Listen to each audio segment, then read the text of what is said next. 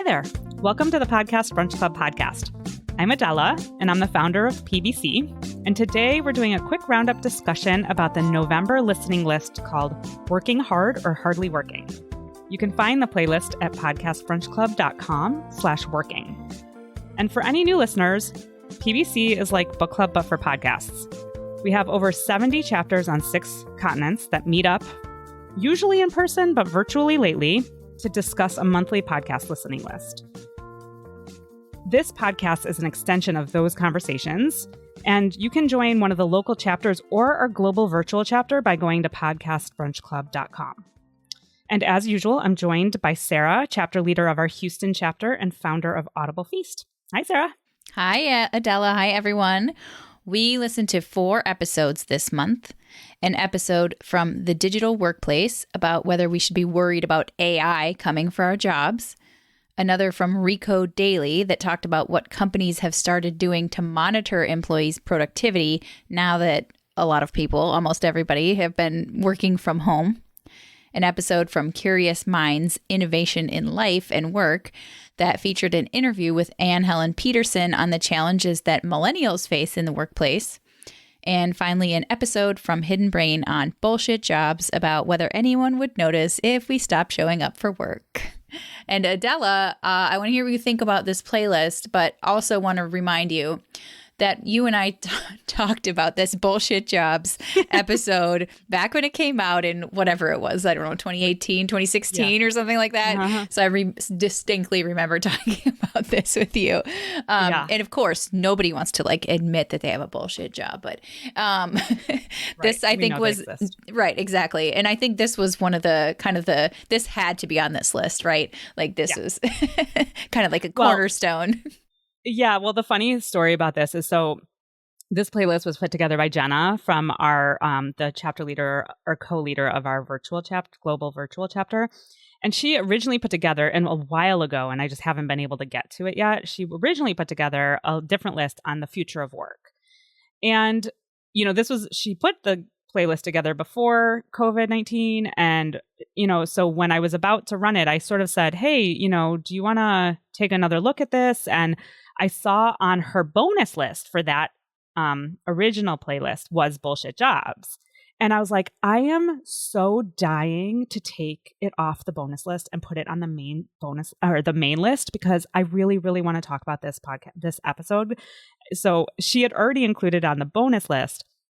And I was like, I think it's so interesting, and I think it's really discussion worthy, but I was also kind of torn about whether to do that, just because, let's be honest, we feature Hidden Brain a lot, right? On the playlist, we are probably every 4 to 6 months. Oh, but they're so good, standalone episodes. They're so, and it's well researched. This is the essence of PBC. I love it. And so, yeah, exactly. I try to be really, really conscious and very, very deliberate when I make the decision of whether or not to allow Hidden Brain to be included. But for this one, I was like, I have to talk about this episode. So she ended up totally restructuring the playlist in a way that made sense for it to be on the playlist, which I have to send my gratitude in this month of November to Jenna for doing that. But I thought she did a fantastic job. I thought all of the episodes were really interesting.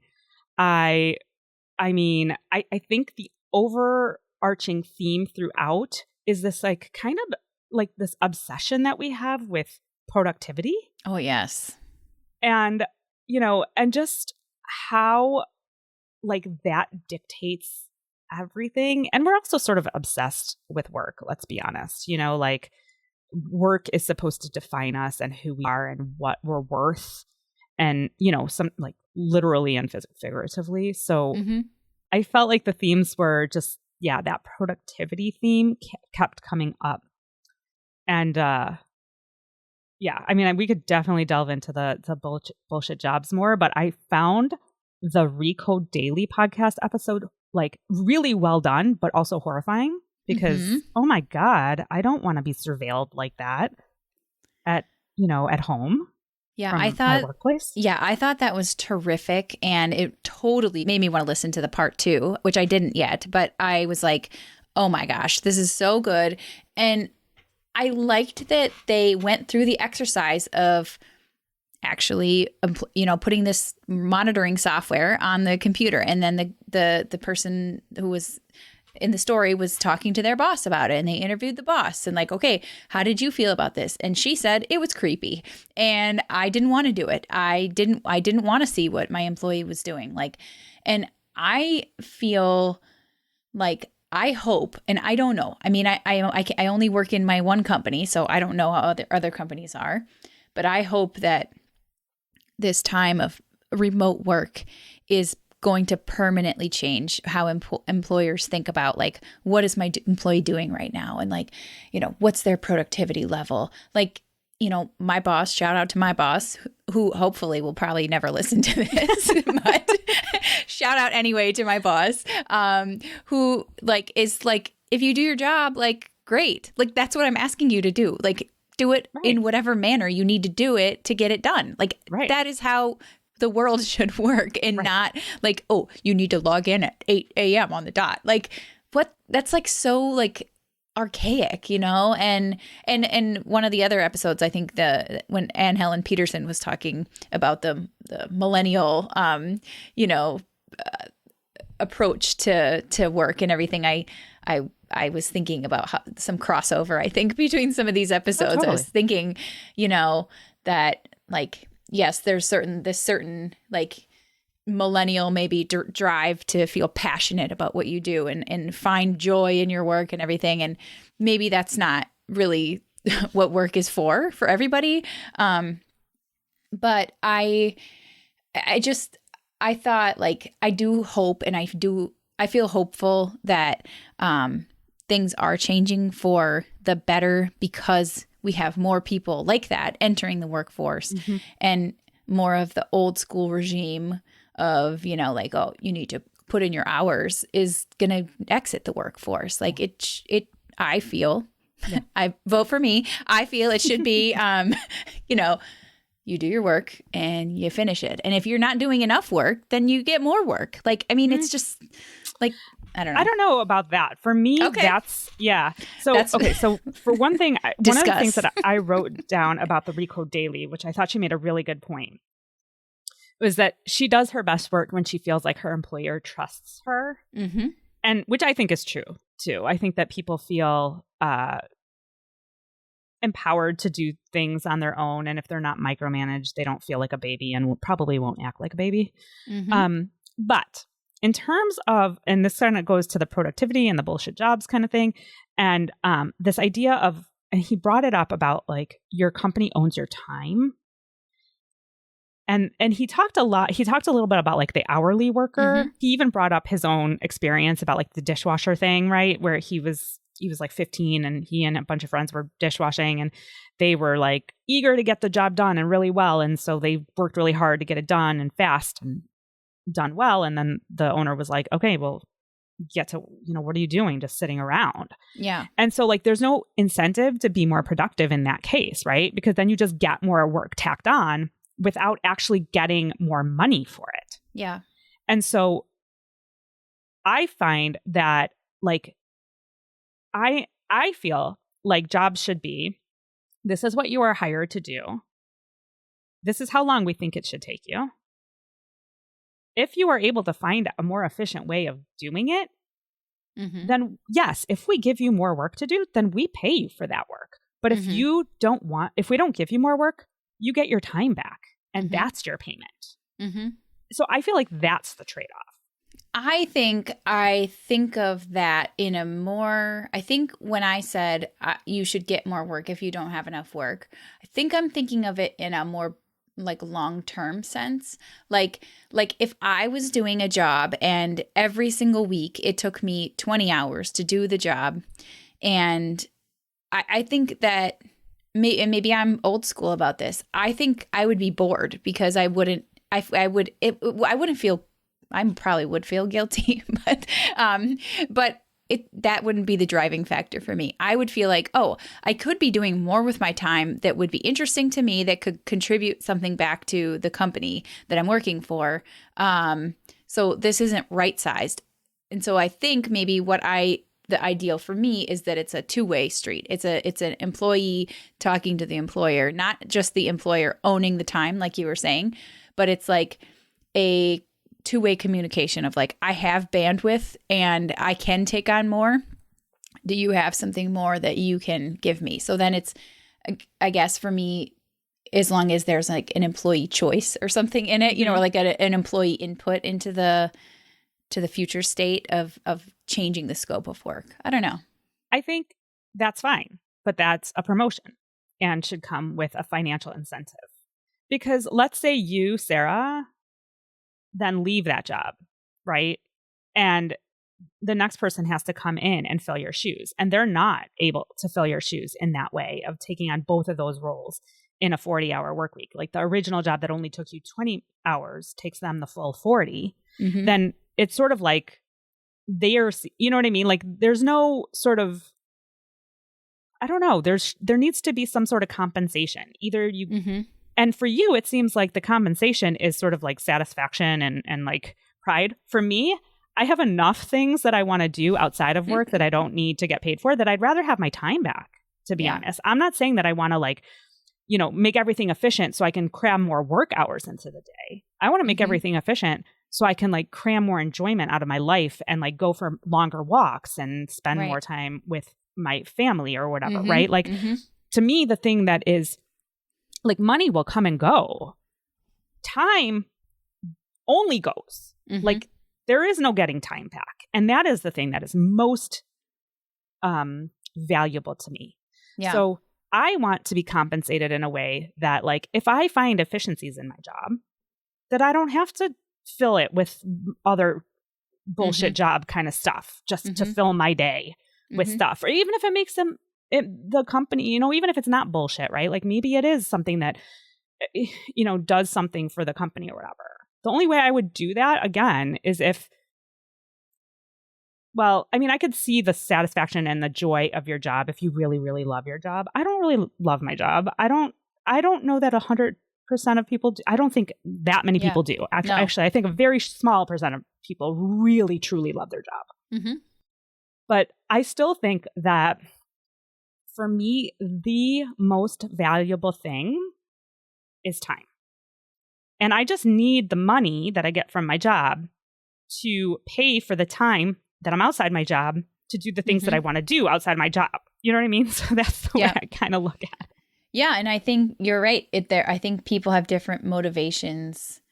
And yeah, probably for me, if we could sit on the psychiatry couch, is one of my motivations is, contributing something or like, growing with my learning or something like that. And so, but at the same time, there's so many things that you can do outside of your job that make you feel like you're contributing something. So like, let's say you work that, you're so efficient, you're so good at your job, you get stuff done really quickly, you get your job done in 20 hours a week. You could spend that other 20 hours a week going to volunteer somewhere where it's not necessarily financial compensation, but you're getting that thing that you need, and it doesn't have to feed this sort of productivity, like rat race thing. And you work for a for-profit company too, right? So like you're contributing to their bottom line is at the end of the day what you're doing. If you were maybe a teacher or like something where like in the nonprofit world or like grassroots or something, I could maybe get that. I could see you getting that benefit from an organization like that. You know what I mean? Yep. But there is guilt in it. There is 100% guilt in there. And like, I feel like there is this kind of, you and I are not millennials. I think you're close to the line. Don't say it. I am not. Sorry, millennials. We love you. Yeah, we love you guys. But like, I think that a lot of the things she brought up in that episode from Curious Minds applied to generations not millennials. You know what I mean? Immediately when she started talking about burnout, it reminded me, and we talked a little bit about this before, about the mental load, right? We talk about the mental load, and typically it's women. And like this whole list of things that you have to kind of juggle in your head, and you need to offload it. But even if you offload it to your husband or your partner or somebody, you still have to like have it in your head so that you could go and check that they did it or check that they did it right. And that contributes to burnout too. So I feel like most of the things she said I related to. And I appreciated her sort of couching it in history too, about the way that the baby boomers, grew up, and their sort of, like just our parents' generation, they saw a job as something that you will have forever. And it's like you are loyal to that company and that company is loyal to you. And that is just not the way it is anymore. Yeah. So I felt like this whole I don't always listen to these episodes in order. I don't know if people do. Like, I'm sorry to the people who painstakingly put the episodes in a specific order, and then I'm like, go and listen in backwards or whatever. It's so funny because at my local meetings, people always be like, what did you think of the first one? And I'm like, what? Totally.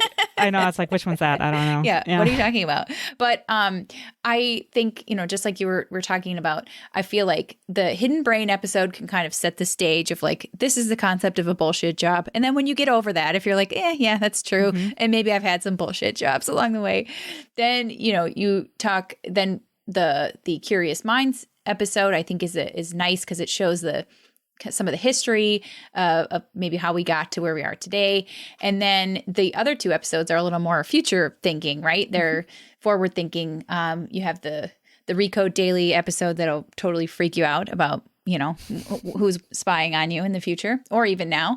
And, and then the Digital Workplace episode where Byron Reese was talking about technology and how it will kind of always, if you have technology in your job and you make your job better with technology, you'll always have a job. And I wanted to know if you buy into that. Well, it's funny you're asking me this because during listening to the episodes, I started writing myself notes. And on my notes for that episode, I asked this very question. Do you agree with his premise that increasing human productivity is always good? Because that was like one thing he just like stated almost exactly verbatim. And I was like, I don't agree with that. No, I don't either. I just don't. Yeah. No, I don't either. And I think Byron Reese was very steadfast in his beliefs that technology is good. And I think I don't necessarily agree. I mean, if you look at sort of like the macro level, and I think he even said this, like if you look at the picture from a macro sense, right? Like we have, I think a lot of the fears that we have around AI taking our jobs has happened in the past. Like I think people were worried about like, what are the horse and buggy drivers going to do when the car becomes ubiquitous and things like that. So that's kind of he's looking at a more macro level, but I think that human productivity is exactly why we're in this environmental and climate crisis that we're in. Yeah. And I find it really weird that he just categorically was like, human productivity is like, it's good. Mm-hmm. And I'm like, good for who and for what? Mm-hmm. Like for humans or for the planet? Because it's definitely not good for the planet. Yeah. So, that is if you haven't talked about this with your podcast brunch club, that is a great thing to delve into. That could even be its own like playlist. We could have a productivity in the planet. Yeah. Exactly. Like, oh man, that'd be good. Yeah. And there were certain things that I kind of like chuckled at. Like he was saying, like a plumber is never, and I think in the moment he was like, never is a very strong word. I shouldn't probably use that, but plumbers will never be automated. And I just laugh at that because I've been telling my husband for like years that he needs to get his sons into like plumbing and like being plumbers and electricians, because they are doing well right now. And like, and they talked about college in the Curious Minds episode, and I'm sure we've talked about this on the podcast, but college is becoming one of those things that it's a huge investment, and people I don't think are getting the return on their investment that they used to get. Yeah. I mean, even with state schools are still extremely expensive. I mean, if you look at, I went to a state school and I think I paid $10,000 a year for like tuition and room and board, like all in $10,000. So $40,000 to go to a state school. And it's like quadruple that now, for in state. And but the starting salary is not quadruple what my starting salary was. My starting salary, and granted, I graduated in, I'm going to tell you all my age now. I graduated in 98 when, in the middle of the dot-com boom. So I was snatched up as a college graduate. And shortly after that, that wasn't the case for people. But my starting salary was like $41,000 or $42,000. Mm-hmm. It has not, the starting salary has not quadrupled. It has not quadrupled since then? So, I don't know. I mean, I think it's a shift just like any other shift, right? I mean, it's the same argument that you hear with, like mining communities, right? Or that, we don't want to rely on nuclear power because we have all these people who are miners, but like we've got to kind of adjust, and we've got to change, and we've got to kind of roll with punches. And I think shifts will happen, and I think it won't happen tomorrow. It's just a gradual shift, just like everything else has ever been. But I do appreciate that he brought up universal basic income and was like, I believe in it. I think that we should, was it him or was it the Hidden Brains guy, the guest? I can't remember. Actually, it might have been the Hidden Brains guest. Hidden Brain, in case you have multiple brains. They're hidden. Yeah, they're not there. They're not visible. I think somebody brought up universal basic income, and I appreciated that because, again, for me, it's about like, I don't know, like the idea of automation is not that scary to me, but it's the idea of not being paid for work that is scary for me. So if you want to take away my job, fine. If you want to replace me with a robot, okay, but I still want to get my salary. Yeah. I still want to like live the same lifestyle. Yeah. So, Yeah. Well, and his argument is that there will be this trickle up, right? There will be this, people will, if we take away non-meaningful work in the customer service realm, then you will, you don't have to be doing data entry, but you can move up to be doing more human things like solving problems. And I totally believe in that. However, I don't think that really works in practice. And I think people don't end up getting paid for, like, it's like, well, you're quote unquote doing less now, right? Like you're not doing these manual things that you had to do that were so time consuming. Now we're paying you more for your brain. And, I'm not sure that that's as valuable to the company. It just depends. Like, it's a fascinating, I think that episode in itself, I probably could have had a whole podcast brunch club meeting about. So I thought that was really good. It was great choice overall of all these episodes. They were really well thought out. And thanks, Jenna, again for putting together a great list. Thanks, Jenna. Before we diverge, I grabbed some audio clips with permission from some of the PBCers at a recent virtual chapter meeting. Let's hear what they had to say. So this is Steph. I'm an American expat currently in Albania, and every time I come in and out of the U.S. to work for any length of time, it's been abundantly obvious how the workplace has changed and not in favor of the employee. So it was really reassuring, although sad, but reassuring to hear some of the things that were said in these podcast episodes, because I've seen these and experienced these, as I'm sure many of you have. And it's one of the reasons I don't live in the U.S. right now is because the workplace is a challenging place. So I really, really liked this list. I got through all of them really fast. Now let's hear from Joe. I remember listening somewhere that to constantly be at work was now the upper class thing to do.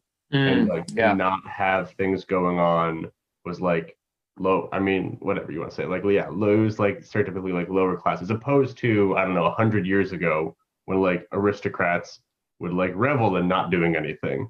And like working class people would constantly be doing like 80-hour work weeks. So it's interesting that it's kind of like flipped as like a social class signifier. And here's Jenna talking about the shift toward metrics and reporting on employee productivity, especially as we heard about in the Recode Daily episode. I would love to know more about like the shift of how that all happened. Was it that we were trying to put an industrial mindset into an office setting, and we just never really kind of changed our expectations as the nature of work changed? Was it because of the rise of the consulting world? I think one of the episodes touched on that a little bit too. And how do you, to justify a consultant's work, you have to have some type of report or some type of data for them to measure. But yeah, I agree. It seems like there's several things that are just totally misaligned here. And finally, at the end of every podcast brunch club meeting, we always talk about what other podcasts we're loving lately. And let's hear Eric's recommendation. So one show I'd love to recommend, it kind of fits with this, but it's a new show called Enthusiast that is great. It's like 7-minute episodes. They're kind of short and sweet, but it's basically somebody who's really into some kind of hobby and just loves talking about it. And you can listen to all of them in probably an hour or less. I just binged all 7 or 8 episodes, and it's a great short little podcast. It's almost like it's just the person talking. It almost feels like a song exploder about somebody's hobby, but short. It's just kind of like interesting.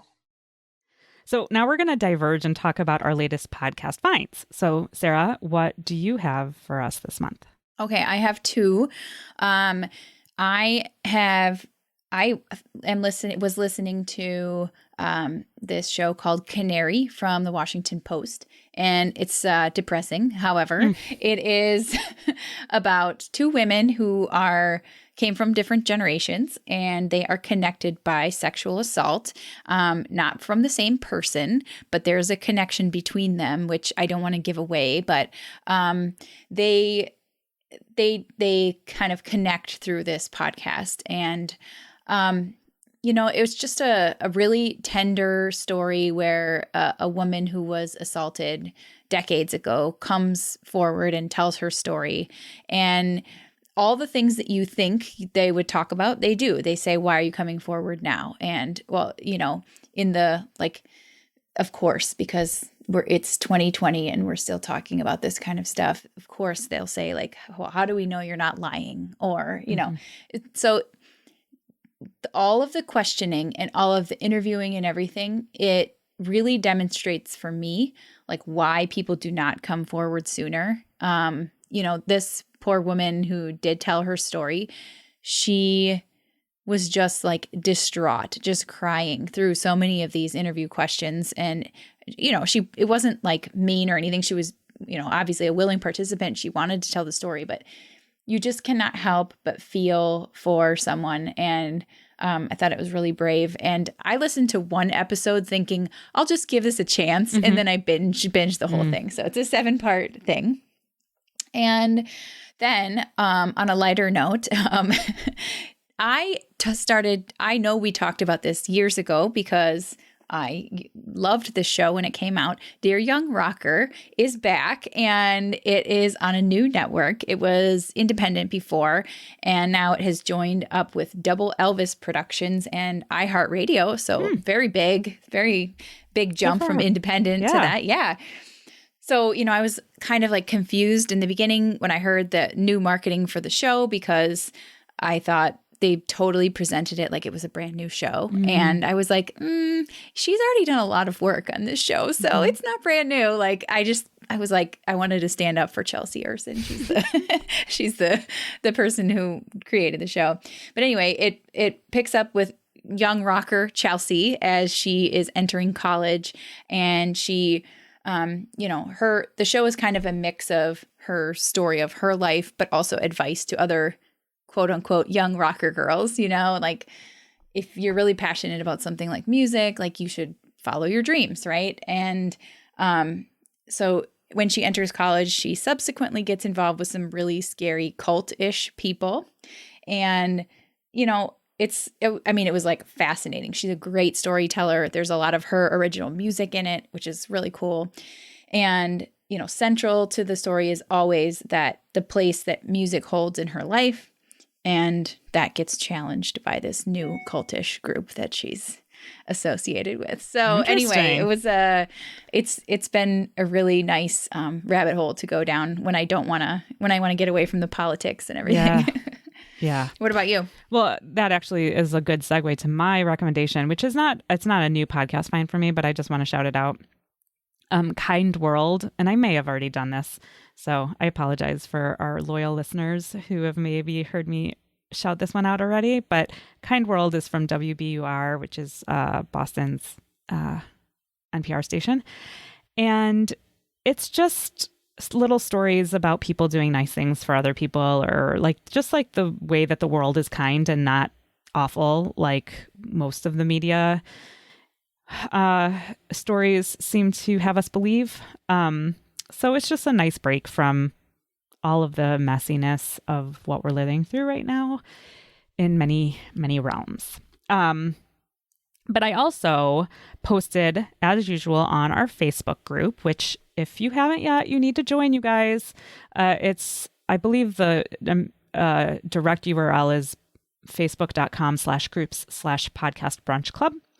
And it's just like a group of really awesome people who like to share podcast recommendations, and we can talk about the playlist, and we can, I'll post a poll about which was your favorite episode and things like that. But I posted a question and asked for the most underrated or underappreciated podcasts. And I'm just going to mention a couple of the answers I got here. So Louisa said, An Arm and a Leg. It's about the cost of healthcare in the United States, covers insights into billing, hospital policy, drug prices, insurance, and medical life hacks. There are 2 seasons, which I would recommend catching up on, but each episode is a standalone topic. And I have to ditto this. If I can, I don't know, whatever triple ditto would be, I would do that. It sounds super boring when you tell it's like a podcast about healthcare, but it's really, really, really good. Yeah. And it's it's good storytelling. And they have people who have figured out their workarounds and how to work around the system. And they have different resources. And he's all about self-defense and how you can do these, what are the different resources out there for just the regular people who are getting screwed by healthcare companies and insurance companies and stuff like that. And it's really, really good. Highly, highly recommend. So Kat recommends Sick Boy, which she says is 3 chaps with chronic illness. She says it sounds depressing, but actually it's more of a Carpe Diem vibe. So, okay. I think I've heard of that podcast before. I haven't checked it out yet, though. Sarah recommends Radio Rental, both seasons. She says it's just delightfully creepy true stories, not crime really, just interesting. So then it would check an Adela box because it would not be crime related. Yes, not crime. Yeah. Interesting. I'm okay with creepy though. I like creepy. Sure. There's a time and a place. Yeah. Yeah. Yeah. Definitely a place. Cause if I'm by myself at home at night, and that's time too. No, don't do that. But, so Jill also recommends, she said, I've been super into Bird Note Presents Grouse. It's about the sage grouse and its declining population out west and touches on the environment, rural life, biology, etc. It's super well done. That's awesome. Cool. Yeah. Very diverse. Yeah. So if anybody out there has any thoughts or podcast recommendations that you'd like to share, you can send us an audio clip to podcast@podcastbrunchclub.com. Before we wrap up, a heads up that our theme in December is generations, and you'll be able to find the podcast list at podcastbrunchclub.com/generations. You can also find out how to join us at our worldwide meetings at podcastbrunchclub.com. Thanks for joining us this month. Happy listening. Thank you for listening and being a part of the Podcast Brunch Club community. Do you have any thoughts on our discussion this month? Send a message or voice memo to podcast@podcastbrunchclub.com. PBC is a passion project, and we rely on support from our global community to continue bringing people together in person and online. So if you feel like PBC has contributed to your life in any way, please consider becoming a patron or making a one-time donation. Go to podcastbrunchclub.com/support for more information. If you're interested in becoming an organizational partner, go to podcastbrunchclub.com/sponsors. A quick thanks to our early partners, Podbean. For 1 free month of podcast hosting, go to podbean.com/PBC. Podchaser, the IMDb of podcasts. Listen Notes, a podcast search engine. Critical Frequency, the podcast network for everyone else. The Venn Media, a weekly newsletter for curious minds, and Lantigua Williams and Company podcast network, telling stories in the seams of society. Finally, some credits for this episode. Katie DiFiore is our audio editor. Music is from Chad Crouch and Misael Ghana, downloaded from Free Music Archive. I'm Adela, founder of Podcast Brunch Club, and as always, thanks and happy listening.